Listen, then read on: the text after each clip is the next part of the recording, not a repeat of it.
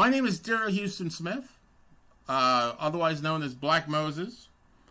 And my background is for 24 years, I covered several NHL hockey teams for newspapers and for RotoWire as well. I covered the Dallas Stars, the Tampa Bay Lightning, and 2 stints with the Boston Bruins.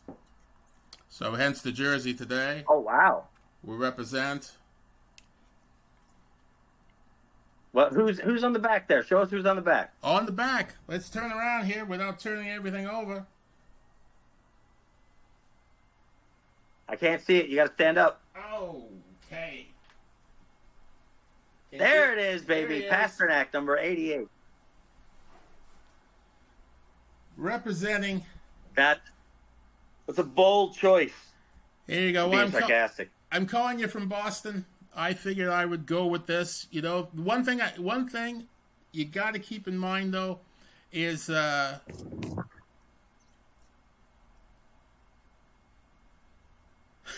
do you guys keep in mind?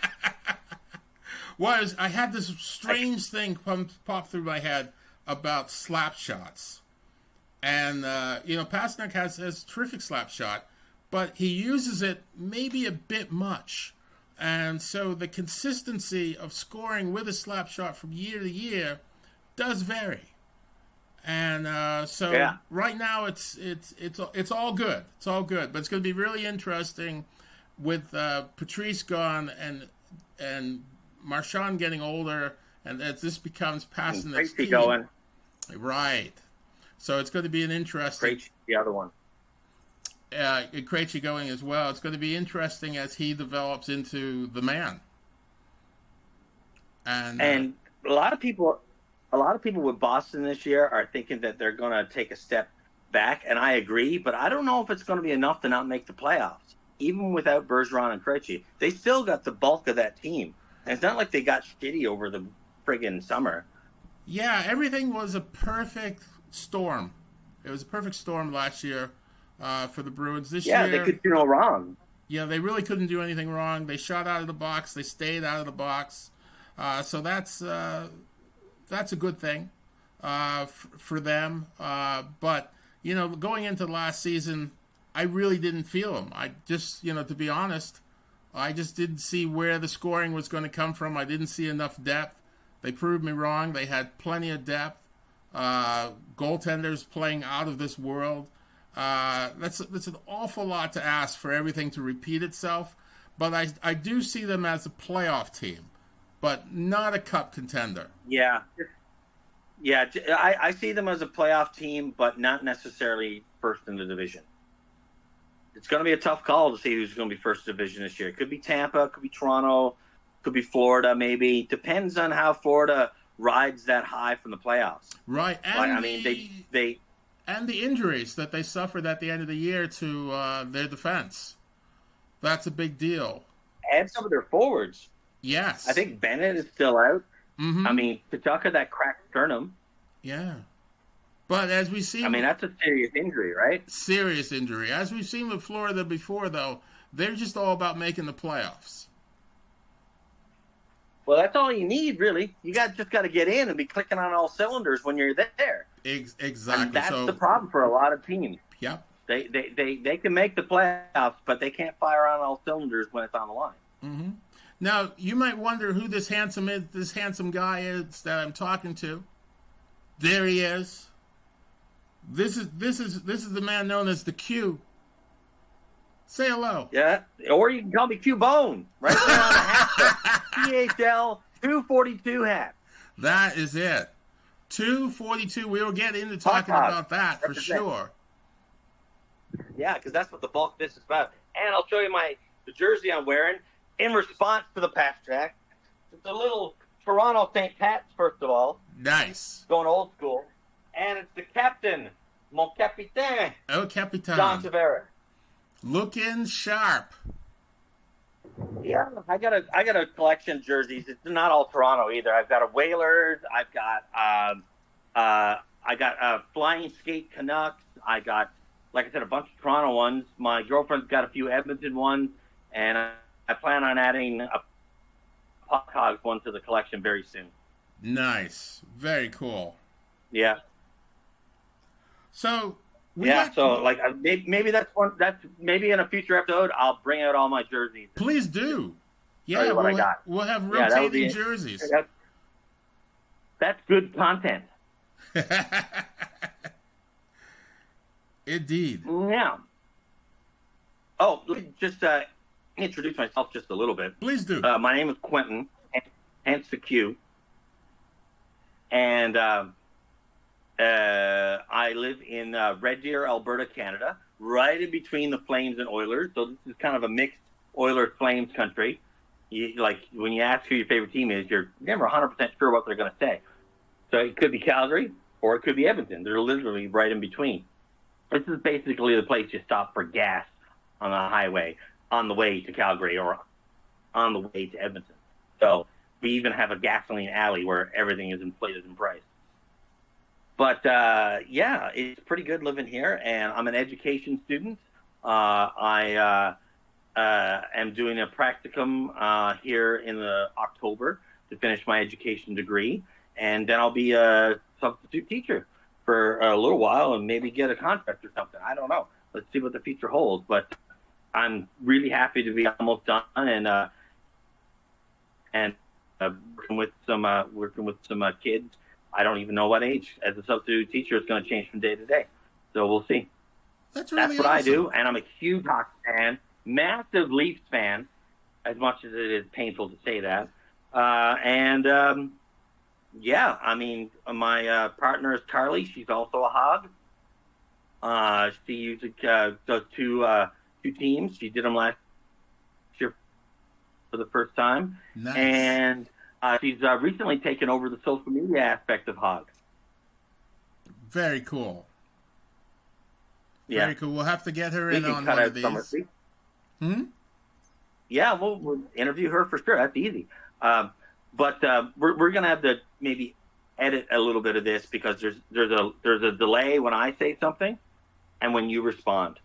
Gotcha. I don't know how. I'm not sure how credible that's gonna make it look, but we'll see. Okay. Well, like I said, this is our live to tape. So we're just sort of checking out the software, making sure everything works, working with our spacing, and so we're doing good. We're not talking over each other. These are all good things, and we'll get something. No, better. not too much. Yeah, not too much. No. So we met. No. I can. You could send me the file, and I can edit it, or you can edit it on your end, whatever's easiest. Okay. Because we both have the software to do that. Cool. All right. Now, what's the topic on hand today? Anyways, Well, what are we going to talk about? I think we should talk about what brought us here together, the Puck Hogs League. Oh yes, of course. Well, I guess we should do like a introductory preamble. Yeah, so in case you're watching this on YouTube and you have no idea what we're talking about, Puck Hogs Local 242 has been around for some 20-odd years, if I'm not mistaken. And it's a points league fantasy hockey pool that at one time had over 250 participants, total teams. Some people had more than one team, but they're never in the same division. And that was, 15, 250, 150 is 10, 300 is 20. So we were looking at some 15 to 17 divisions as a high point for this league. And COVID cut down on the numbers a bit because people were a little bit more pressed for cash, and hockey was all over the place. And now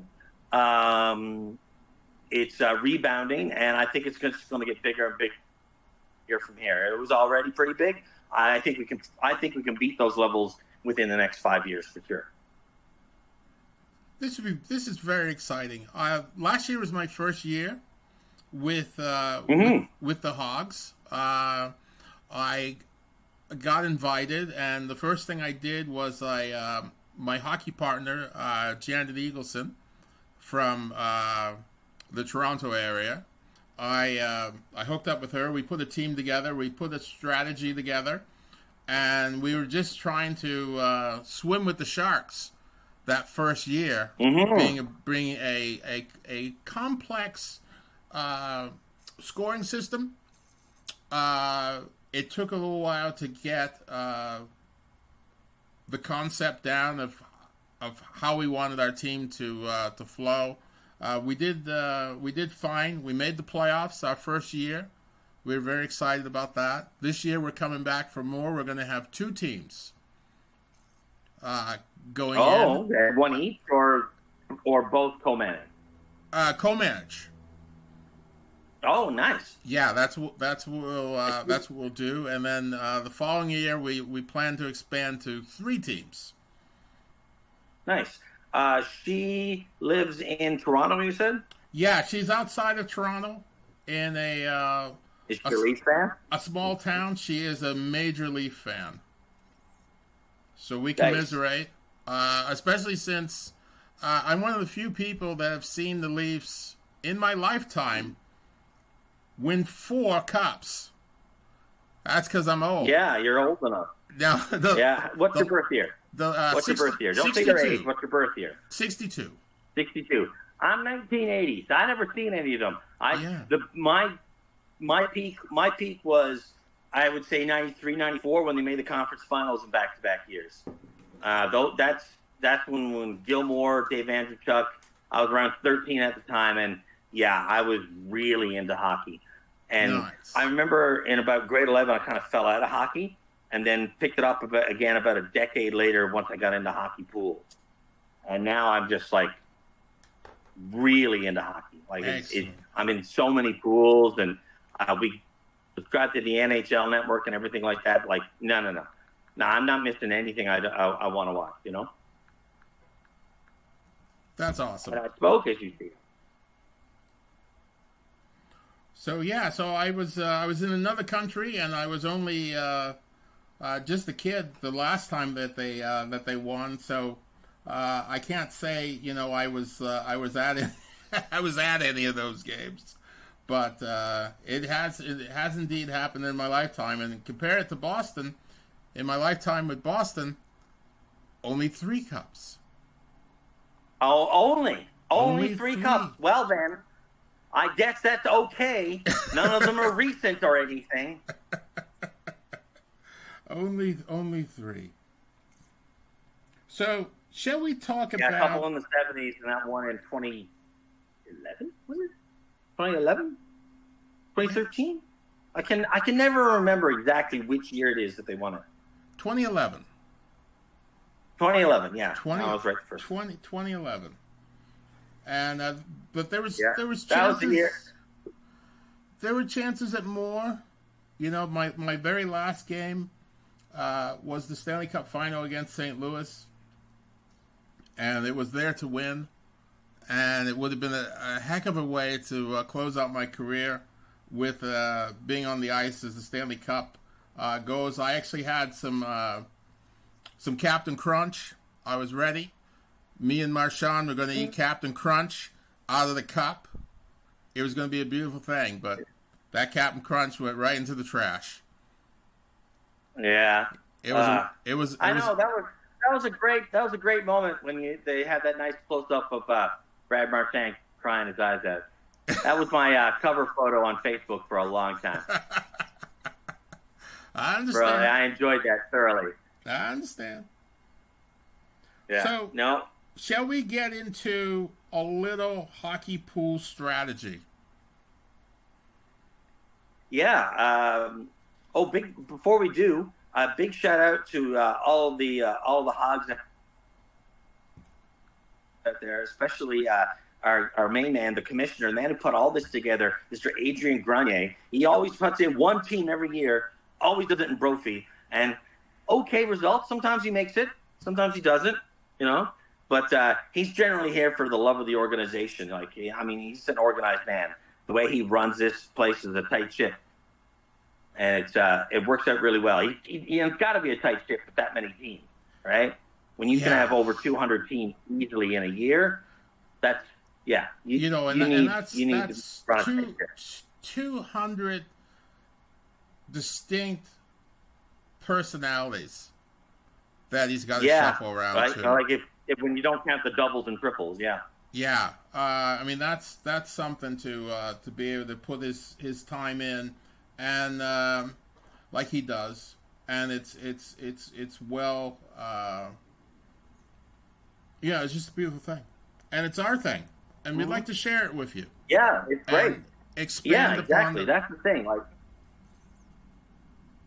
I like there's a lot of checks and balances in hogs. For example, there's a trade jury of which we are both on, and if you are in the same division as any decision that comes across, you're allowed to excuse yourself from voting, but not have an account. You can express your opinion on it, and but there's a trade jury. There's the bad drop scenario too, where like I remember last year Evander Kane got dropped really early because he was injured instead of being put on injured reserve, and so we had to put him in what we call purgatory, which is essentially permanent waiver, and you can't claim him off there until the season's over. And it doesn't matter then because it's over, and we redraft every year. This is not a keeper league or a dynasty league in any way, shape, or form. So from there, I mean, my advice to anybody coming in is get to know the rules, get to know the scoring system, pay on time, and you'll have fun. And participate. Participation is really big. The WhatsApp conversation and trash talk is lots of fun. And each division has their own WhatsApp chat where you can approach people for trade, that sort of thing, or just shoot the shit regarding your division or how things are stacking up. And that's our main mode for communication when it comes to the league is definitely WhatsApp. We don't really use Discord, even though we're recording on it right now for the purposes of this podcast. We're on Facebook, we're on Instagram, and we do have a website, of which my partner Carly, who's a social media professional, will be taking over shortly, and I expect big things from that. You'll see a lot more presence of PHL 242 Puck Hogs on the internet for sure. Yeah, one of the great things about this league is the community, the sense of community, where people are very active, and you can be as active or as passive as you need to be as you get comfortable with the hogs. There's no, there's no. It's there's your no $100, pressure. right? Mm-hmm. Mm-hmm. Your $100. Just don't go like being sooky because you have one of your trades got disallowed. That was an obvious robbery, and you end up like dropping all your team guys because they'll get put into purgatory. You're just all you're doing at best is trading work for us, and thanks for the $100 and see you later. Exactly. Right. So like work within the system, and you'll be fine. And the system is very fair. I've been in it for over 5 years now, and I've never found it to be unfair. Everything is even-handed. Now there's a nice balance. There's a very good balance within the leagues themselves.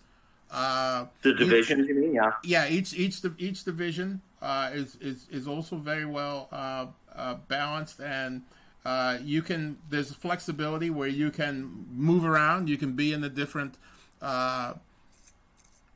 division if you want to play with some of your friends. That's totally doable, which is fun because there's nothing like that. I happen to share a team with my hockey partner, and that's also works well for us too. And so there's a lot of different ways of going about putting your team together, and that's what I'd like to talk a little bit about right now. This might be a little One thing before you do. It's in regards to, like you were talking about balance and competitive balance. Yes. Your first year, you're put into what's called Tier B. So you're put in with what's new. But if it proves to be that you're really excellent, you may move up to Tier A, or you could be in the Tier AB zone. So the quality of your play will dictate the division you are in. And we try to have a balance of noobs and veterans, and some divisions are a mix of both, depending on schedules depending on like if you're okay playing with certain people and stuff like that. Like you can request a division. Like we'll try to accommodate you as best we can. And when there is a major Google sign up form where you can indicate whether you want to do a slow draft, if you'll be available in the evenings on Mondays and Tuesdays, et cetera, like that. So you can get the draft time and format synced up with your schedule. So I just wanted to mention that. I thought that was a really salient point to make. Yes. Because a lot of people are watching this for the first time who don't know, who want to know that kind of information. But continue as you were, sir, with today's topic. Okay. Today's topic is our personal strategies in putting together a team. I'm going to focus in on talking about putting a team together in Hogs. And so this first segment, I'm just going to focus in on goalies. The most important position in fantasy sports, hockey, is the goaltender, I believe. Debatable. Go ahead. Debatable. Continue. Yep, that it is. But we believe that winning a championship becomes out of the goal, and so this is how we do it. Everybody buys these magazines that are on the newsstands, and they're all fine. Some are better than others, but they're all useful because they create these things called cheat sheets. And with so many teams in the league of the NHL, there's 32 teams now. How do you keep track of everybody? And especially someone like you, Q, where you have a number of fantasy teams. That's a lot of players that you have to keep track of. So what I believe... I'll have 3 in Hogs alone. Yeah, right? So what I believe in is taking that most important position and making it simple. And this is how we do it. Okay. There are 32 teams. Each team rosters 2 goaltenders. So that's 64. We take those 64 goaltenders and we divide them into 3 tiers. The first tier, between 10 to 12 goaltenders. The second tier, same thing, 10 to 12 goaltenders. The last tier is everybody else, all the leftovers. But you're only dealing with 64. Yeah.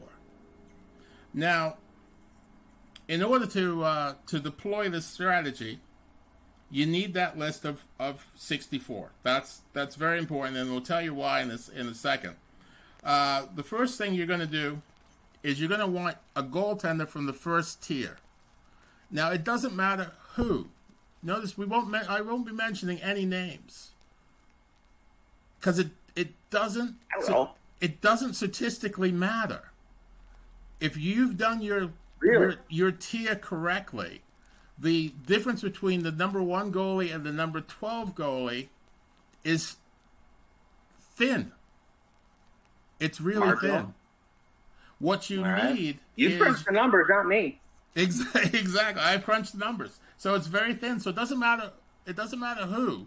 As long as you've done your work and you're comfortable with these are the 12 best goalies, you can draft all the forwards and all the defensemen you want, but you keep an eye on that first tier, because what you must have is one goalie from that first tier.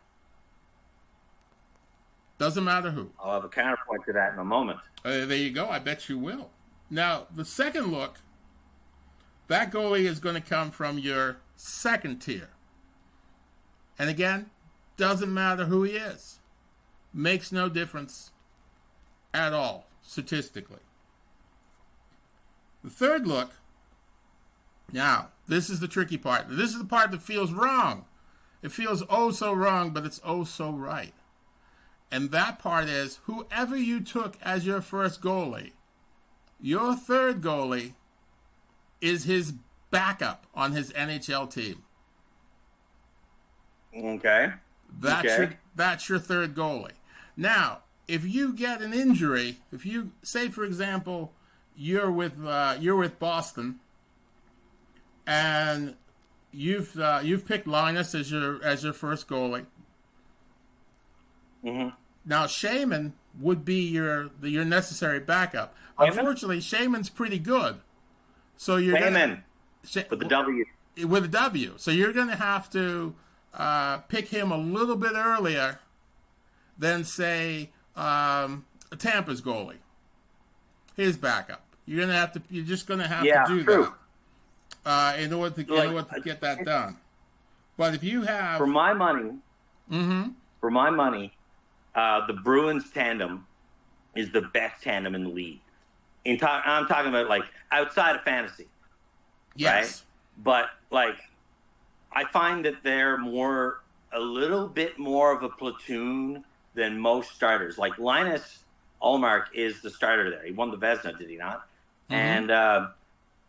And then you got Jeremy Swayman, who's basically his equal as far as I'm concerned. He's younger, but I think he's just as good and could easily start game one. And the only reason he doesn't is because Ullmark went out and won the Vezina. Exactly. And he's got seniority. Mm-hmm. But in terms of skill, like Boston was playing equally as well in front of either Ullmark or Swayman. There you go. So now but yeah, you would have to draft Swayman way earlier than you would draft. Say Toronto's example. Samsonov and Wall's going to be taken in like round 21 or whatever. Exactly. And that's the way it is for most teams. Most teams don't have a 1A, 1B like Boston does. No. So it will give you the opportunity to select that third guy. Now, if something happens and your guy for your last pick, he'll probably, if your first guy gets hurt, you've got your number two. If your number two gets hurt, then that next backup is going to be on waivers. So you're keeping it very simple. Yeah. And you're just focusing in on a small group of goaltenders. And if you can keep that discipline, what you're going to have is you're going to have goaltenders that are going to be able to produce the type of numbers you're going to need to make the playoffs, because they're going to be playing regularly. Because each team needs to make the starts. Someone's got to do it. Yeah. And so it's easy enough with this system to always have someone who's going to be a starter, to always have two guys that are always going to be starters. And that will serve you well in Hogs. I like what you've got done there in terms of the three tiers, which is hard to say, and everything like that. And you crunch the numbers, and it's hard to argue with numbers. But I'm going to look at something, and this is my personal philosophy, not everyone's, because there's some really radical philosophies out there that we're going to get to in a minute. Yes. So I have a 3-tier system as well, and they're similar. You have tier 1, which are your bona fide, definitely number one guy, right? Your Hellebucks, your Ottingers, right? Then you've got your platoon guys, right? Where you've got like your Vanacek and your Schmid, and you have your Ullmark and your Swayman, yeah, I almost called him Swayman. And, various other ones like that. And then you have your true backups like Wall, Dacord, the Seelov. Those are the guys who are going to play 20 to 30 games tops. Whereas you got your middle tier guys, which are true platoons that are going to, if injury doesn't come into play and streaks don't happen where they ride the hot goaltender for a while, they're going to come in at roughly 50-50. They're going to be like 30 to 40 each. And then you've got your true starters who are probably going to play 50 to 60. My point is that I don't think goaltenders are quite as important as you're making them out to be. And I'll tell you why. First of all, there's radical ones that say no, and their success is proof in the pudding. And then there's what I'm saying, which is where, like, you want to take a good forward, and I also value getting a high point C pretty early as well. But when it comes to goaltenders, like I said, like you were saying with the tiers, you have 10 to 12. I wait till they start to get a little thin before I make that goalie selection. And you got to ride the wire. You got to ride the razor edge of when those goalies will be available to pick, worth picking, and not leaving you holding the bag looking at platoons and backups. Right. Do you know what I mean? Absolutely. So, like, how long can you put off taking Jake Ottinger? How long can you put off taking Ilya Samsonov or Sturkin or who's another really bona fide starter for sure? Gibson. Yeah, well, this is Gibson's Arkham's whole razor. podcast on its own. Yeah, What? this is Arkham's razor. How far do you go before you That's have how to you make the put it off. commitment? And then there's those who say, "Fuck it, we're not doing goaltenders at all." Tell me about Rambo. The Rambo method. Yeah, there's a guy in Hogs. He usually has 3 teams, and for the most part, Yeah. Hey, so everybody, just want to let you know, sorry for the kind of brief and abrupt cut, but we had some issues recording the initial part of this podcast, and now I have a much better computer, so I'm doing the recording on my side, and I think it'll turn out a lot better. I think the audio will be better, and the video will definitely be better because there's no lag between me and Daryl now when we talk. Right, Daryl? It's beautiful. We're right in there. It's having a conversation. Yeah, it feels more natural because last time there was like a second or two of a delay, and that was just throwing everything off. But yeah, and here we are. Yeah, here we are. And as I was saying, with the Rambo method, it's basically don't draft goalies at all. Forget them. That is wild. So he could have a number 1 pick, and he's not going to even think about a goalie. He could have the number 10 pick. He's not even going to think about a goalie. He doesn't bother with him. He just streams forwards and D, all forwards and long. Ds. And he makes the playoffs more often than not. So it's a viable alternative. Yeah. Now, does he pick up goalies at the end for the playoffs? He might stream some, but for the most part, no. And Wow. There's some debate as to whether having no goalies during playoff times is smart or not because of the huge amount of points they can get you. But goalies can also screw you. Like, I've had minus 58 points some nights because somebody got shelled in the first 5 minutes and got pulled. And that was it. Phoenix Copley. Sorry, don't want to throw you under the bus. Yeah, but that's a good... Yeah, it could be any goaltender because it happened. Yeah. Right? It could be Ottinger. Right? And he's to me, one of the best goaltenders in the league right now, especially for someone so young. And it's only going to be good for him. Only good for him. And the thing is, with other goalies, too, I find, like, Carter Hart, for example, that poor guy, he's so... Like, being on Philadelphia has made his career terrible so far. And I think he's a great goaltender. It's just he's on a bad team. And he's got a lot of skills. I thought when he was coming up, he was the best young goalie I had seen since Patrick Roy. Actually, I just moved from the town he's from. He's from Sherwood Park, Alberta, and I was living there for the last year. He's a local. See that? Yeah. I thought he had everything. I mean, he had great positioning, poise. He still does. He's not shit in the bed because of his skill. He's shit in the bed because he's on Philadelphia. Yeah, he's on a bad team. That defense in Philadelphia is just atrocious. Rasmus Ristolainen by himself is bad. Yeah. What he needs is he needs 6 well-placed pylons. You got to skate around these. Well, he kind of does. He's better off that way. Yeah, exactly. Do you have any thoughts on the Rambo method or any other goalie parting thoughts before we clue up this kind of truncated version of episode 1? Yeah. Well, no, I think we covered it pretty good. I hope if anybody has any questions down the road, for more elaboration, they could feel free to ask. Put something down in the comments, and don't forget to hit subscribe because this is going to be on YouTube, right?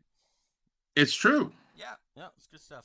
All right, well, that's it for us on episode 1. We're gonna make episode 2 in a couple days as soon as we find somebody willing to get interviewed, somebody from the pool that's been a regular for years, hopefully, or a new person.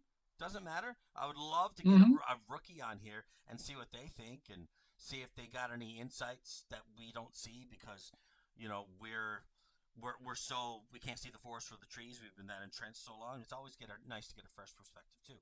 So yeah, all right. Thanks for joining us. I'm Quentin Cubone, and you are Black Moses, Daryl Houston Smith. Daryl Houston Smith. All right, perfect.